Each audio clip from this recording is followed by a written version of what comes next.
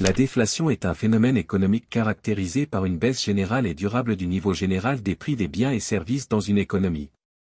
En d'autres termes, c'est le contraire de l'inflation, où les prix augmentent régulièrement.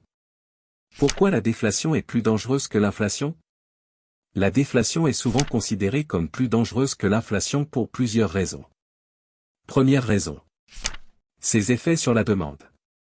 En période de déflation, les prix des biens et services baissent continuellement.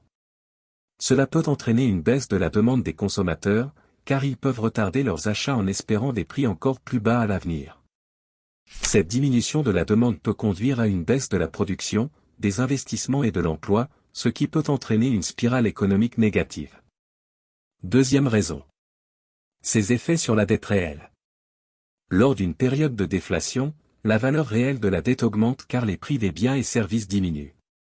Cela signifie que les emprunteurs peuvent avoir du mal à rembourser leurs dettes, ce qui peut entraîner des défauts de paiement et des faillites.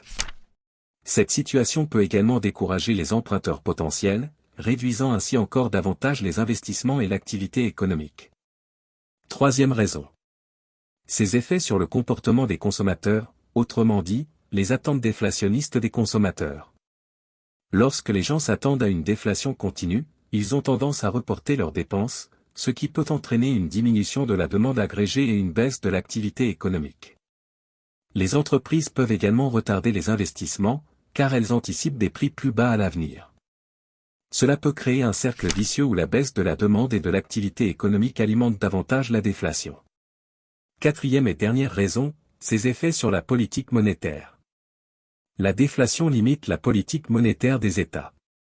Les banques centrales utilisent généralement des mesures de politique monétaire, généralement la baisse des taux d'intérêt, pour stimuler l'économie en période de récession. Cependant, lorsque l'économie est en situation de déflation, les taux d'intérêt nominaux peuvent déjà être très bas, voire atteindre zéro. Cela limite la marge de manœuvre de la politique monétaire pour stimuler l'économie, rendant la lutte contre la déflation plus difficile. Il convient de noter que l'inflation excessive peut également avoir des effets néfastes, tels que la diminution du pouvoir d'achat des consommateurs et l'instabilité économique. Un niveau modéré d'inflation est souvent considéré comme souhaitable pour favoriser la croissance économique. Cependant, la déflation est généralement considérée comme plus dangereuse en raison de son impact négatif sur la demande, la dette, les attentes et les possibilités de politique monétaire.